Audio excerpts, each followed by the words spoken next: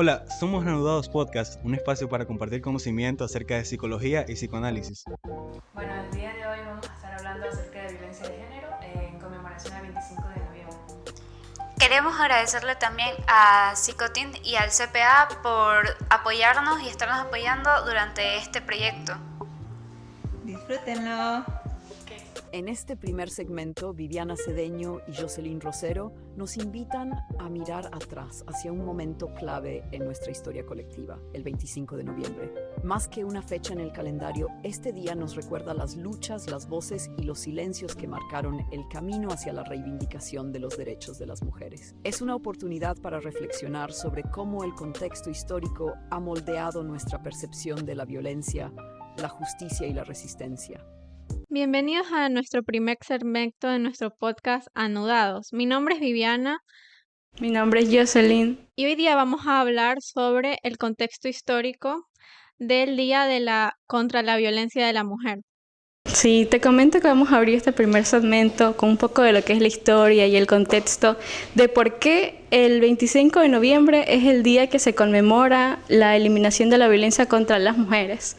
Y te comento que todo comenzó en la República Dominicana en 1930 con este personaje llamado Trujillo, Rafael Trujillo, que asumió el poder de República Dominicana tras un golpe de Estado, ¿no?, en el que él se impuso. Este régimen que él tenía era conocido como la Era de Trujillo, en la que se caracterizó por ser un dictador muy brutal, con una represión en su política y marcando a todo como con su propia personalidad. Todo esto lo controló con los aspectos de todos los ciudadanos y eliminaba a cualquier opositor mediante actos violentos o torturas o incluso asesinatos. En este contexto también entran lo que son las hermanas Mirabel. ¿Conoces a las hermanas Mirabel? He escuchado algo de eso. Estas tres hermanas eran Patricia, Minerva y María Teresa Mirabal, que en 1950 se convirtieron en activistas del grupo llamado 14 de junio, que eran un grupo de activistas en las cuales tenían como objetivo derrocar a este dictador Trujillo. Te cuento también que eran conocidas, las hermanas eran conocidas como las mariposas.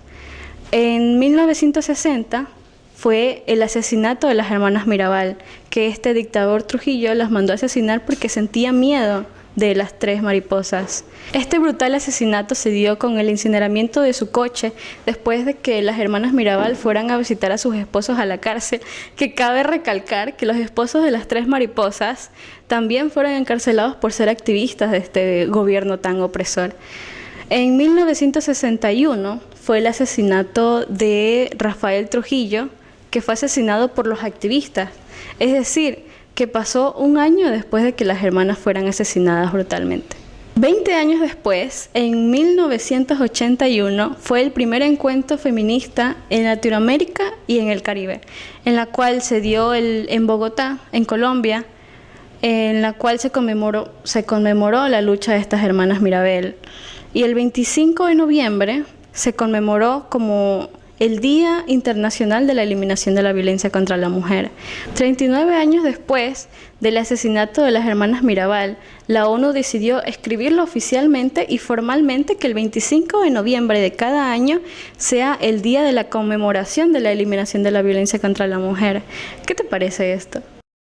Bueno, me parece muy bien, a pesar de que tardaron algunos años en hacerle caso a lo que le pasó a estas mujeres, algo muy grave. Aún así, es bueno que a pesar de que haya pasado tanto tiempo, se haya podido hacer algo y que hasta el día de hoy podamos conmemorarlo. Por lo que es importante definir qué es la violencia contra la mujer. Bueno, la violencia contra la mujer es cualquier acto, conducta que pueda dañar físicamente, psicológicamente, económicamente a la mujer por el simple hecho de ser mujer. Actualmente es una de las violencias que más casos tienen cada día. Bueno, este tipo de violencia causa muchos daños tanto a mujeres como a niñas, sin importar la edad, por lo que a través de este episodio estamos tratando de concientizar lo que es darle importancia al tema, porque a pesar de que pasen los años y vivamos en un mundo con más tecnología, no es algo que se haya erradicado. Creo que existen muchos tipos de violencia que es importante abordar para tener el conocimiento de que podemos hacer algo para erradicarlo. Está la violencia económica, que consiste en conseguir la potestad económica de la mujer, privándola de sus recursos, de su sueldo, entre otras. También está la violencia patrimonial, que se relaciona con la anterior violencia, pero en este caso se relaciona a los objetos de la mujer, ya puedan ser bienes, terrenos o cualquier propiedad que le pertenezca. También está una muy conocida, la violencia psicológica. ¿Me puedes hablar algo de esto? Bueno, la violencia psicológica es lo que nosotros conocemos como un maltrato más psíquico, por ejemplo, el denigrar, el humillar, independientemente de su género también, ya que podemos recalcarlo, el hecho de que no solo las mujeres reciben violencia o maltrato, sino también los hombres. Sí, también dentro de esta violencia es muy común el amenazar a la persona que está sufriendo el maltrato, a la víctima, de cualquier manera, amenazándola con usurpar sus recursos, con hacerle daño a otras personas importantes, entre otras. También existe la violencia física, una de las más conocidas, que consiste en hacerle daño agrediendo a la víctima de cualquier manera, ya sea golpeándola, pateándola, mutilándola o haciéndole cualquier tipo de daño. La violencia sexual, otra de las violencias más frecuentes en los tiempos actuales. ¿Has escuchado algo sobre la violencia sexual? Bueno, sí, he escuchado mucho sobre la violencia sexual. Sí, la violencia sexual consiste en abusos, amenazas, violaciones, todo con tal de hacerle algún tipo de daño y abusar de la persona. También está otra violencia muy conocida, tal vez un poco camuflada en los tiempos actuales, que es la violencia digital. ¿Qué me puedes decir sobre esto? Bueno, yo creo que la violencia digital ahora, en esta época del 2024, esa violencia ha sido como muy aumentada, ¿no? Ya que todos tenemos acceso a teléfonos, a computadoras, a tablets o cualquier dispositivo digital, se puede aumentar esta violencia. Bueno, el hecho de que este sea un tema que empezó hace muchos años y no ha parado en la actualidad, sino que se ha transformado a muchos tipos de violencia, ya no es solo la violencia física y psicológica, sino que también tenemos otros tipos de violencia muy frecuentes como la violencia digital, la violencia sexual. Tenemos que hacer algo para erradicar esto. Bueno, sí, y cerrando ya este primer segmento, te quiero decir que, bueno, nosotros, como profesionales de la salud mental, estamos en la capacidad también de ayudar a prevenir y a promover lo que es la psicoeducación. Y esta violencia, en algún momento, tenemos que pararla, cualquier tipo de violencia. Muchas gracias. Continuamos con Anudados. En nuestro segundo segmento damos la bienvenida a Daniela de la Fuente, quien nos acompañará en una conversación profunda sobre el significado y la relevancia del 25 de noviembre en nuestros días.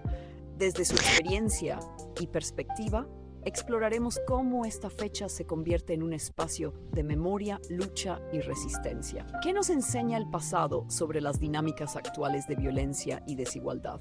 ¿Qué desafíos enfrentamos al intentar transformar estas realidades? Con Daniela abrimos un diálogo que busca no solo comprender, sino también imaginar caminos hacia una sociedad más consciente y comprometida. Bueno chicos, seguimos un poco más con el de este podcast Anudados y en el día de hoy les traemos una invitada súper especial. Ella es médico y trabaja en la prefectura de Manabí y es encargada de la erradicación y prevención de la violencia basada en género. Ella es Daniela de la Fuente y la invitamos el día de hoy y quiero que se presente un poco con ustedes para que la conozcan un poquito más. Hola, buenos días chicos. Muchísimas gracias por la invitación. Creo que esta es una Es una experiencia para mí el estar en un podcast, el poder estar también con la comunidad universitaria y además que estos espacios siempre se valoran y son esenciales para poder construir, creo que, sociedades diferentes.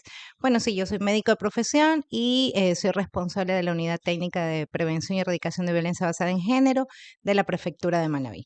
Traigo unas preguntas aquí preparadas, pero como este tema es bastante amplio, igual si hay algún tema específico que tocar un poco o si hay alguna pregunta o algo de lo que usted quiera hablar, pues nomás dejamos fluir la conversación. Será fluida entonces. Entonces, la primera pregunta es, ¿qué formas de violencia de género se presentan con mayor frecuencia en nuestro contexto actual y cómo afecta a las víctimas en su vida cotidiana? Bueno, hay que entender que la violencia de género es algo que está estructural, o sea, no es algo que pase puntualmente en ciertos escenarios o en ciertos lugares, o que solamente pasa en el entorno doméstico, en nuestra casa, entre un padre y una madre. Hay que empezar a despojarnos de ese pensamiento que minimiza la violencia como que espacios domésticos y espacios muy privados. En realidad, la violencia basada en género es toda una estructura, está marcada en diferentes áreas y ámbitos del desarrollo. Todo tipo de violencia es una ruptura de la armonía de las relaciones. Y la violencia de género es la ruptura de la armonía de las relaciones cuando ésta está enfocada principalmente por cuestiones que han sido dirigidas hacia mujeres, pero también aquellas que están sufriendo las diversidades sexogenéricas y otros grupos también vulnerables. Pero en realidad no debería de ser llamada doméstica porque, como te indico, la violencia basada en género ocurre en todos los ámbitos y en todas las áreas de desarrollo del ser humano, no solamente en una casa o en una vivienda específica. Tenemos ahí sí puntualmente, por ejemplo, la violencia física, que vendría a ser un golpe, pero que no necesariamente deja una seña física, o sea, no es necesario que haya un moretón para decir que hay violencia física, es todo agresión que puede tener algún tipo de impacto en la salud física de una persona. Luego tenemos violencia psicológica, que ahí va un poco lo que es la dominación, lo que es también el empezar a aislar a las víctimas y a través de ese aislamiento empezar a dominar a las víctimas, porque en realidad pues la violencia lo que busca es un ejercicio de poder, alguien que domina y otra persona que es dominado a través del sentirse superior en algo. Puede ser a través de la fuerza física, puede ser de ejercicios de poder de profesores hacia alumnos, de cargos directivos hacia alguien que esté más en cargos inferiores. Y bueno, ahí tenemos un montón de tipos de violencia, otros tipos de violencia que tal vez no conocemos tanto como es la violencia vicaria, la que se ejerce con los hijos. Esto de si tú me dejas yo no te voy a permitir ver a los niños. Ese es un tipo de violencia que se sufre mucho, pero que no se habla. La violencia económica, que es el poco acceso que tienen sobre todo las mujeres a tener una autonomía económica, a poder tener sus propias herramientas de trabajo, y entre otras también está pues la violencia simbólica, esta que muchas veces la naturalizamos sobre todo. Por ejemplo, el tema de los estereotipos que vemos en las telenovelas, los comerciales que por ejemplo vemos en redes, etcétera, donde estereotipan el perfil que debe de tener una mujer y el perfil que debe de tener un hombre y cómo se deben de basar las relaciones, y desde allí ya se constituye en un tipo de violencia. Y luego, ¿en qué influye? Me parece que era la siguiente pregunta. Pues la violencia influye negativamente en todos los aspectos de desarrollo de la vida humana, sobre todo el de las mujeres. No permite que se desarrollen todas las potencialidades y sobre todo no permite que se viva una vida digna, una vida de derechos, de ejercicio de derechos, y esto hace que haya un impacto en diferentes áreas como la cultural, la educativa, la de salud, en todas las áreas en las que nos desarrollamos. Hay un impacto que es negativo y bueno, y el principal, creería yo, y el más grave de todos, que es el feminicidio, que es la muerte de una mujer por el hecho de ser mujer. Wow, creo que es bastante acotar esto que usted dice, que es algo estructural y que no solamente que se piensa que en violencia de género que es algo de la casa, que es papá pegándole a la mamá, pero es algo más que se vive de manera global. O sea, eso no solamente empieza como que empieza tal vez en la casa por la crianza, pero se ve en distintas áreas y distintos desarrollos. Ok, hablando un poco también sobre esto, justamente, de lo que es estructural, ¿Usted qué cree? ¿Cuáles son algunos de los mitos más comunes sobre la violencia de género y de qué manera perpetúan esta problemática? Bueno, creo que uno de los mitos mayoritarios es justamente esto, de pensar que la violencia basada en género es solamente la que ocurre en una casa, en la que sus responsables es la pareja. Incluso tenemos dichos tan profundamente arraigados en nuestra cultura como es entre pelea de marido y mujer nadie se debe de meter. Entonces, al minimizarlo tanto al interior de una casa, consideramos que no es un problema social, consideramos que es un problema aislado, que es de pareja, que es de familia y yo no me debo de meter, pero ¿cuál es nuestra implicación como sociedad? O sea, ¿cuál es nuestro papel como sociedad para ir eliminando estas formas de violencia? Y tú lo has dicho, principalmente empieza desde la casa, pero también es una violencia que está estructurada en los espacios educativos, en los espacios de ocio, en donde desde pequeños se nos marca las mujeres deben de jugar con muñecas, deben hacer actividades en las que no haya tanto peligro o actividad física, mientras los hombres deben de jugar fútbol, jugar a peleas, ellos se les marca como que tienen que ser policías, como que tienen que ser gerentes, mientras que una mujer debe de estar con una muñeca cuidando, etcétera. Entonces, desde pequeños vamos estereotipando esos roles de género y que luego van alimentando como esta maquinaria de violencia que se va dando en todos los ámbitos. El más gráfico que tenemos es el que ocurre dentro de la familia o de una pareja, pero en realidad hay muchísimos ambientes donde hay mucha violencia. En las universidades, en los trabajos, el acoso sexual, el acoso verbal también, el ejercicio de poder, cosas muy que todavía no consideramos o que no nos lo cuestionamos tanto. Por ejemplo, hay muchísimas mujeres que ganan mucho menos que los hombres. De 100 plazas de trabajo, por lo menos 56 están ocupadas por hombres, mientras que solo 44 están ocupadas por mujeres. Cargos directivos, asambleas, presidentas. ¿Cuántas presidentas mujeres hemos tenido en el Ecuador? Desde allí nos vamos dando todo este ejercicio de poder en donde nos ponen condiciones de desigualdad justamente a los grupos más vulnerables, entre ellos las mujeres. Sí, tocando un poco ese tema de que estas cosas, de esta violencia puede iniciar desde casa y lo que usted nombraba de que desde pequeña se les marca como este rol, que a los niños son los carros, son bomberos, son policías y a las mujeres desde pequeñas se nos da un bebé para cuidar. Eso es muy común. Todas han tenido, creo que todas las mujeres, o sea, la mayoría han tenido un bebé que cuidar, que les dan o que les gusta, obviamente. Y también nombró usted este espacio educativo. Entonces le quería preguntar, ¿qué medidas concretas se podría implementar en el sistema educativo para prevenir la violencia de género desde edades tempranas? Y no solamente el sistema educativo, sino desde casa. O sea, por ejemplo, ¿qué se le enseña a los niños desde casa para poder como disminuir esta violencia? Creo que lo primero es cuestionarse, el hacerse preguntas, el decir el por qué estamos viviendo como sociedad esto y cuál es mi papel como ser humano dentro de este escenario que no es favorable para el desarrollo de una vida digna de todos y de todas. El cuestionarte ya te hace plantear y ver qué es lo que está sucediendo, el problema. En este momento te podría decir que hay muchísima información sobre violencia basada en género, o sea, el acceso a la información está, el cuestionamiento es lo que nos falta, el interiorizarlo también nos falta y el empezar a descubrir nuevas formas de hacer paz, de vivir en una cultura de paz, o sea, de pasar de una cultura de violencia a pasar a una cultura de paz. Creo que eso es lo que mayoritariamente nos falta. ¿Cómo podemos hacer en los planos educativos? Primero, desestructuralizándonos, o sea, hay que deconstruir completamente lo que es el escenario y esta estructura que soporta y que alimenta a las condiciones de desigualdad y de violencia basada en género para poder crear nuevas cosas, principalmente los estereotipos, pero no solo estos estereotipos educativos que tenemos de los niños hacen esto, las niñas hacen lo otro, sino que también hay estereotipos muy grandes y que están marcados sobre todo por el comercio. Tenemos todo el tema de películas, de novelas, de series, en donde siempre se pone en una posición de poder a un hombre y a una posición de desigualdad o de inferioridad a las mujeres o a las diversidades sexogenéricas. cuántos productos de belleza existen a través de este cuerpo maravilloso o imagen maravillosa que debe de tener una mujer, mientras que un hombre no.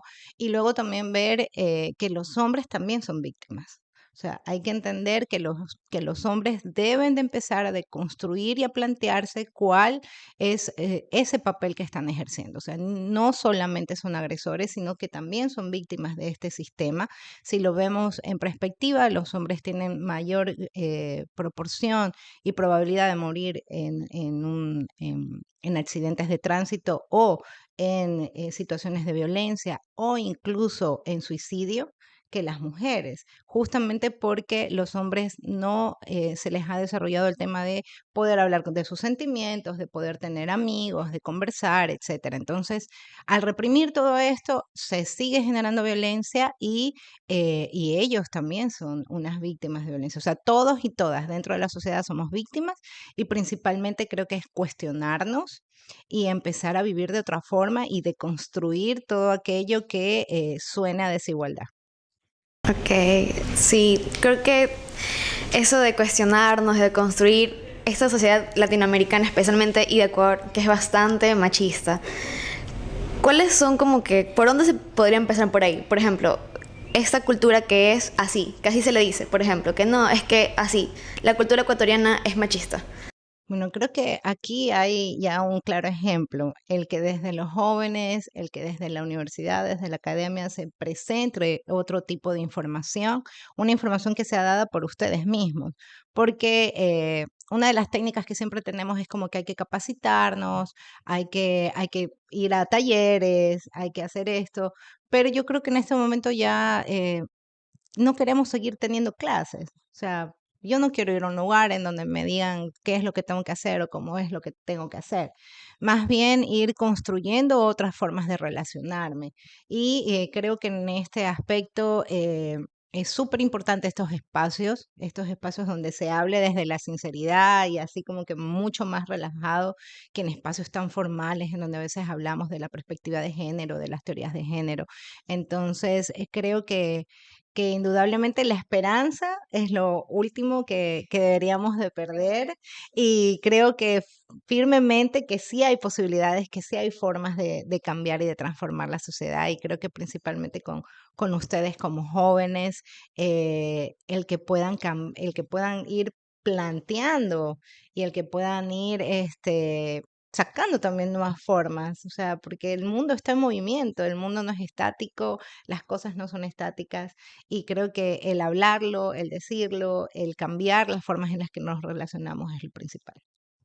Sí, tiene mucha razón reconociendo este espacio y creo que también es verdad que siempre se nos da como charlas de qué no hacer, qué no deberíamos hacer, pero no se está como aplicando o no de una manera tal vez que llame la atención. Entonces, para seguir como que conociendo un poquito más, ¿qué medidas, perdón, nos puede explicar brevemente qué es el círculo de la violencia y qué señales o comportamientos pueden identificar las víctimas o quienes las rodean para reconocer que están atrapadas en este ciclo? Bueno, el círculo de la violencia es una herramienta didáctica. No quiere decir que 100% de los casos suceda así. Hay que tener muy claro algo. No hay un perfil de un agresor. Eso no existe. No existe como decir, ay, normalmente un agresor tiene este comportamiento, tiene lo otro, o tiene estos rasgos de personalidad o esto. No hay forma de decir esto. Aquí, por ejemplo, tenemos casos muy emblemáticos como el que ahora ha sucedido en Francia, no sé si escucharon, de una señora que tenía un matrimonio de por más de 40 años y que su esposo la dormía en las noches y la publicitaba por redes para que otros hombres vinieran a violarla mientras ella estaba dormida y sedada. Y los hombres que participaron de estas agresiones no es que tenían un perfil psicópata o algo así, no, eran personas que eran consejeros de sus municipalidades, farmacéuticos, abogados, enfermeros, o sea, no hay un perfil del agresor, porque al ser la violencia de género tan estructural, todos de alguna manera vivimos en violencia, sufrimos de violencia y se puede ser un potencial agresor. O sea, no quitémonos esa imagen de como que el agresor es aquel que es muy violento, que es esto. No, muchas veces los agresores son personas súper simpáticas y que pueden llegar a ser alcaldes y pueden llegar a ser grandes artistas. O sea, y hay un montón de artistas que ahora en este momento están saliendo a la luz la cantidad de abusos sexuales y de abusos cometidos contra mujeres. Y así lo mismo pasa, o sea, no hay una caracterización y un perfil de víctima. Todas las mujeres y todas las comunidades o todas las personas que están en vulnerabilidad pueden llegar a ser unas potenciales víctimas. Entonces, el círculo de la violencia es un poco esquematizar qué ocurre dentro de una pareja, sobre todo en que sufrimos violencia. Entonces, hay un primer encuentro, hay un enamoramiento en el que normalmente el enamoramiento pues está acompañado de momentos de placer, de momentos de amor, de compromiso, de mucho cariño, de muchos detalles. Suelen ser unas personas que empiezan a envolverte con mucho amor y con esto, con el otro. Luego empieza una etapa de pequeñas discusiones y de aislamiento. Lo principal en la violencia es el aislamiento, el aislar a la víctima, que no tenga relación con su familia, que no tenga relación con sus amigos, que se vea sola y que sea esa persona, o sea, su agresor, la única persona en la que ella puede confiar, en la única persona en la que ella puede estar, y de esa manera te dice, no, mira, tus amigos son súper mala gente, mira cómo te tratan, yo te trato con amor, tú no te mereces eso, ya no les hables, quédate conmigo, etcétera. Y luego empiezan ya pequeñas discusiones que puedes tornarse en torno al celo. Principalmente suele ser los actos de celo. ¿Por qué te vas vestida así? ¿Por qué te vas con tu amigo? Si tú me quieres no deberías de hablarte, o por qué te reaccionan, por qué te puso un corazón en Instagram, por qué lo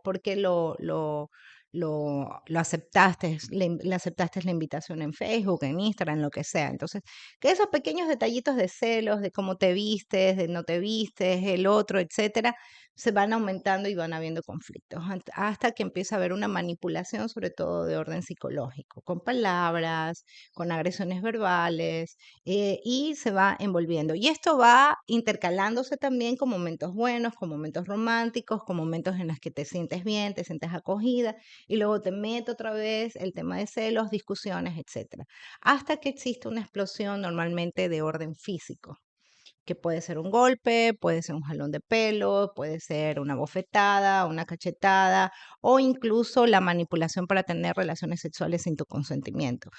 Aunque tengas una pareja, pero si tú no quieres y dices no, es no, aunque sea tu pareja, porque ese es otro concepto que tenemos, que una pareja no te puede violar porque es tu pareja, mentira. O sea, toda relación sexual o encuentro sexual sin consentimiento ya es un abuso. Entonces, después del abuso y que la persona más o menos reacciona, la víctima más o menos reacciona, se asusta, trata de alejarse, el agresor vuelve a estar con ella y vuelve a tratar de pedirle disculpas, de decirle que va a ser la última vez, que va a cambiar, que ya no va a pasar, que por favor no lo deje.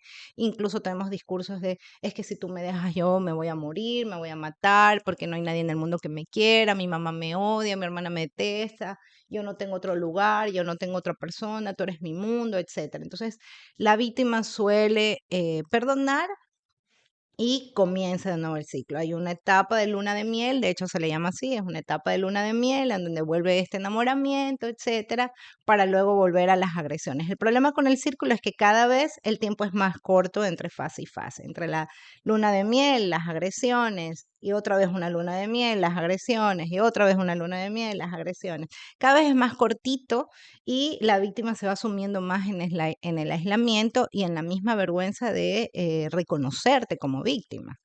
Entonces, esto es un poquito lo que ocurre dentro de un círculo de violencia. Ok, ya cerrando un poco, conocimos un poco sobre el círculo de la violencia, los mitos y bueno, tocando este último punto un poco, es que es verdad que lo que usted nombraba de la violación de pareja, de que todo acto que no sea consentido es una violación, sea pareja o no. Entonces quiero agradecerle por este espacio, ha sido bastante enriquecedor y espero que todos escuchen y sepan y reconozcan y aprendan un poco más sobre este tema. Entonces quiero agradecerte, Daniela, por venir acá y darnos este espacio a nosotros como estudiantes. Muchísimas gracias. Más bien, si ustedes necesitan de más información, nosotros desde la prefectura tenemos una unidad técnica que brinda servicios a víctimas de violencia basada en género. Estos servicios son de atención psicológica especializada, son de patrocinio legal, de asesoramiento y acompañamiento también en trabajo social. También tenemos puestos servicios de acogimiento, es decir, si una mujer necesita salir inmediatamente de su casa y no tiene a dónde ir, nosotros tenemos servicios de acogimiento para víctimas de violencia. Cualquier tipo de ayuda, cualquier tipo de asesoramiento, de pregunta, no hay pregunta mala, hay pregunta, la que no se hace es la peor. Entonces pueden contar con nosotros, somos un equipo, todas somos mujeres, todas son psicólogas menos yo que soy médico, y tenemos un equipo súper sensibilizado, especializado, súper jóvenes también. Entonces les invito a que puedan contactarse con nosotros. Les voy a dejar el número, es 096-742-1599 para cualquier duda, taller, acercamiento, asesoramiento. Y también invitarlos justamente que el día 25 de noviembre es el Día Internacional contra la Violencia de Género. Desde la prefectura hacemos diversas actividades para los días de activismo y sobre todo como una muestra de sensibilización y de decir, bueno, aquí estamos y queremos cambiar las cosas. Los invitamos a estas actividades, todo esto lo pueden seguir por las redes de prefectura. Si no pueden seguir nuestros eventos, vayan a cualquier evento. Los invito a ir a cualquier evento que se dé en cualquier espacio de los GATS, de las universidades, desde los colectivos, a cualquier evento que ustedes puedan acceder por estos días de activismo. Los invito a ir y a sumarse a transformar la vida y a transformar un poco estas condiciones de violencia. Y felicitarlos y muchísimas gracias. Gracias, nos despedimos, seguimos con Anudados. En este tercer segmento, Gema Zambrano, Génesis Mendoza y Esther Bermeo se unen para adentrarse en un tema crucial, los mitos y verdades que rodean la violencia de género. A través de los comentarios de nuestros oyentes y reflexiones compartidas, desentrañaremos esas creencias que, aunque comunes, muchas veces perpetúan dinámicas de desigualdad. ¿Qué es mito? ¿Qué es realidad? Y cómo podemos derribar y sostener el silencio y la invisibilidad. Este espacio es una invitación a escuchar, cuestionar y sobre todo a replantearnos. Soy Gema y en este segundo espacio, junto a Génesis y Esther, les vamos a hablar un poco acerca de los mitos y realidades en torno a lo que viene a ser la concepción cotidiana de la violencia de género. Pero antes de pasarnos como tal a nombrar varios de los comentarios que ustedes nos han dejado, retomarlos y así, queremos hablarles de algo que nos parece sumamente interesante y necesario de mencionar, y es aquello que viene a ser las cifras. Bueno, según el Instituto Nacional de Estadísticas, en el año 2023 menciona que las cifras más relevantes acerca de la violencia de género fueron las siguientes. En Ecuador, en lo que va del año, 702 mujeres fueron víctimas de feminicidio. 49 víctimas eran niñas o adolescentes menores de 18 años. Además, 22 mujeres eran extranjeras y 44 mujeres eran indígenas, de las cuales el 71% tenía al menos un hijo.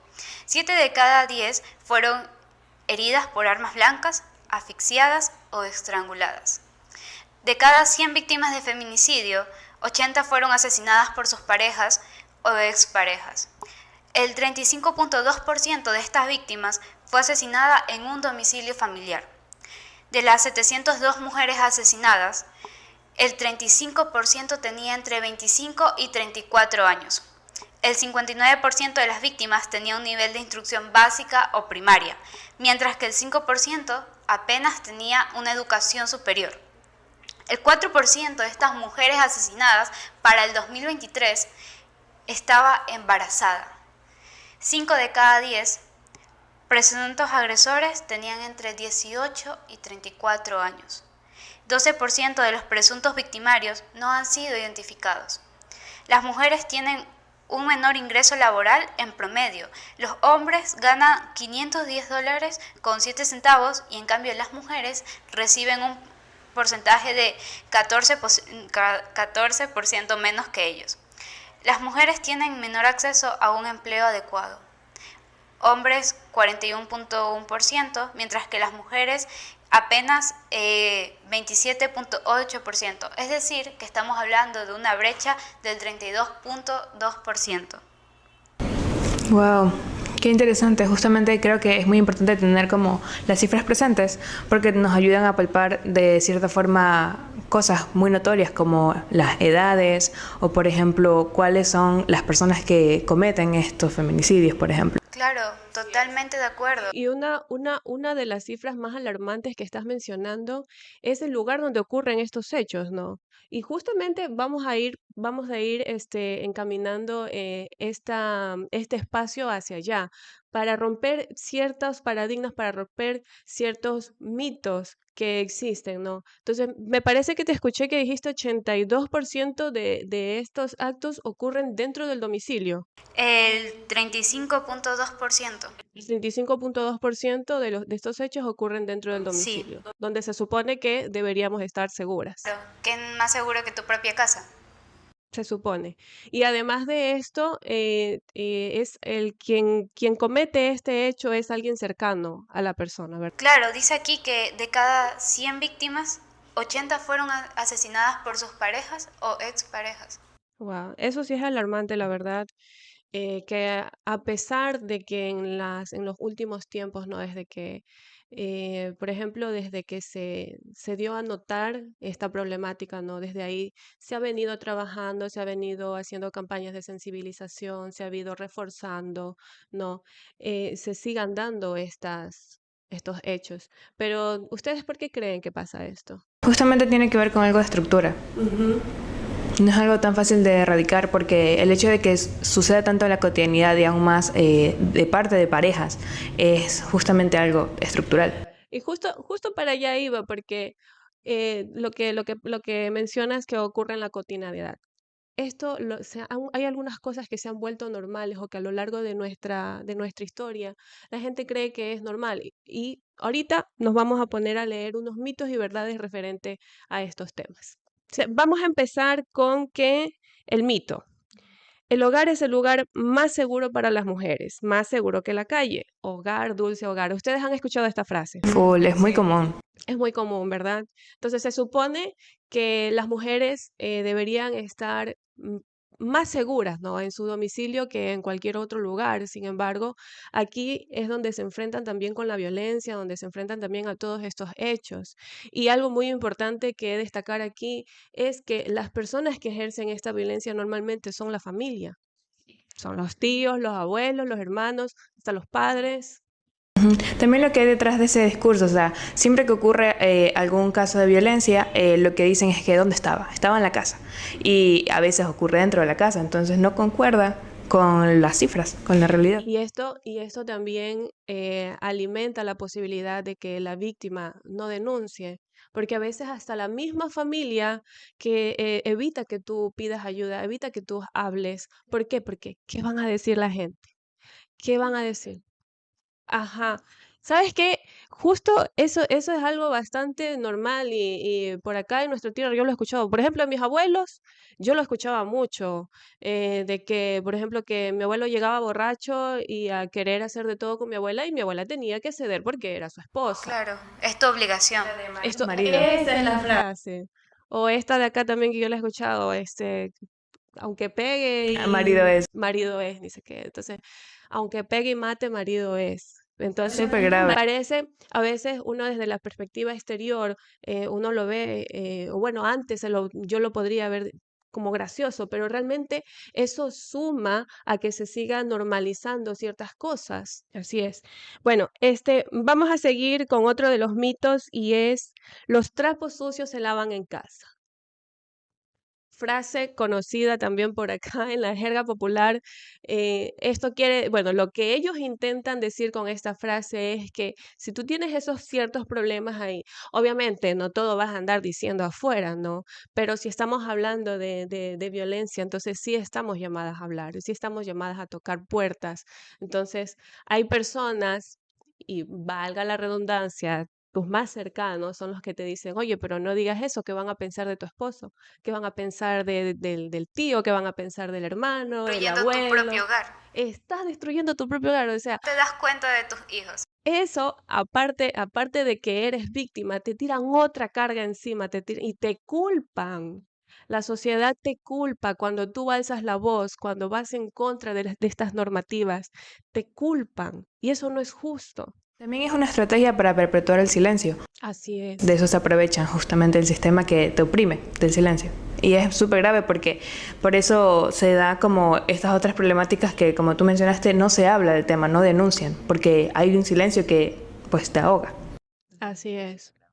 Entonces, pero esto de aquí también sería un poco sinvergüenzar también al perpetrador porque em, de alguna manera las personas que no te permiten o que no te apoyan en realizar una denuncia se están volviendo hasta cómplices. ¿Qué les parece esa idea?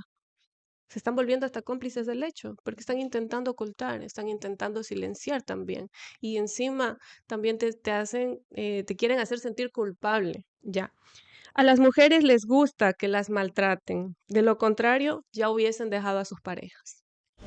Yo creo que eso viene mucho de la desinformación, porque justamente es como las personas desde afuera solamente ven la problemática, es una mujer que se deja pegar.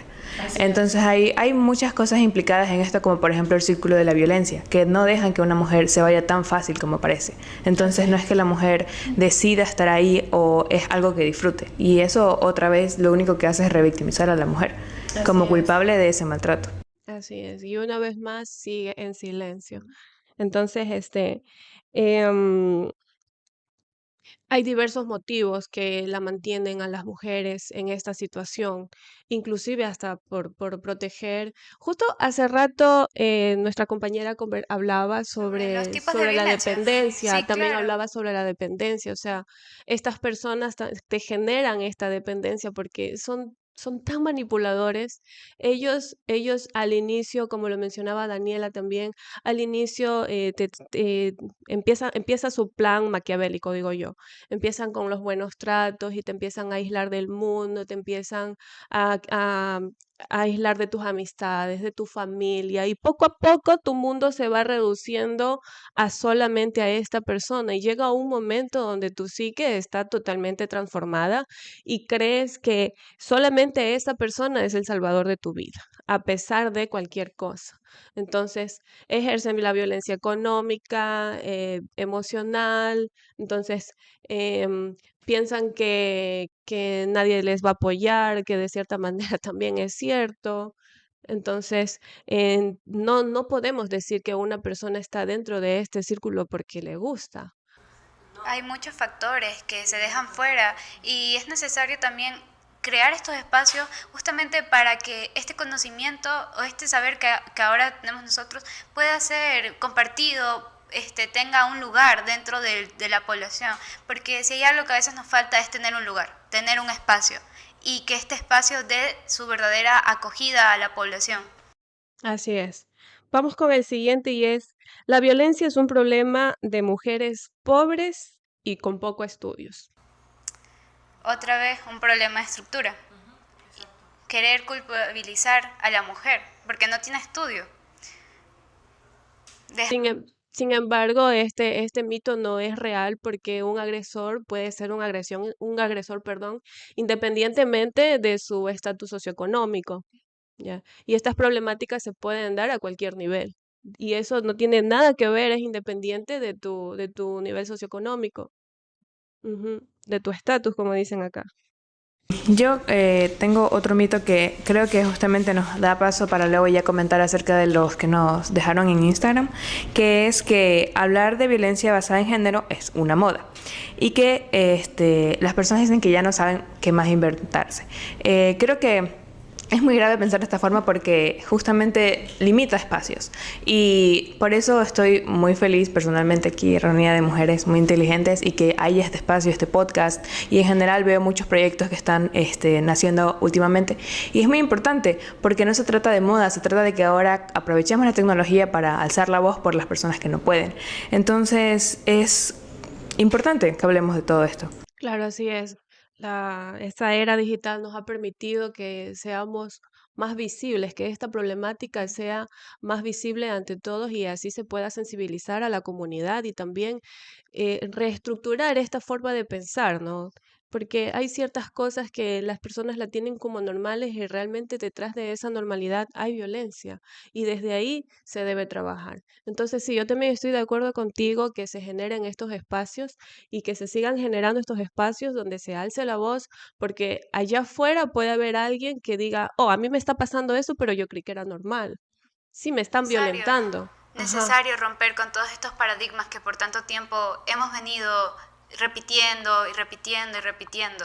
Vamos a ir cerrando por acá este segmento de Anudados y queremos dejarles una pregunta abierta para que ustedes nos puedan comentar, nos puedan compartir sus opiniones. La pregunta es, ¿ustedes creen que un agresor puede cambiar? ¿Cuál es su opinión, chicas? Yo creo que decir sí y no es como muy cerrado para ambos. Yo creo que depende de la persona. Sí. Depende de muchos factores, es multifactorial. La clásica. Depende. Ajá. ¿Gemma? Igual, concuerdo con Génesis. Creo que hay muchos factores a tomar en consideración para poder llegar a una respuesta final. Pero se lo dejamos a la gente.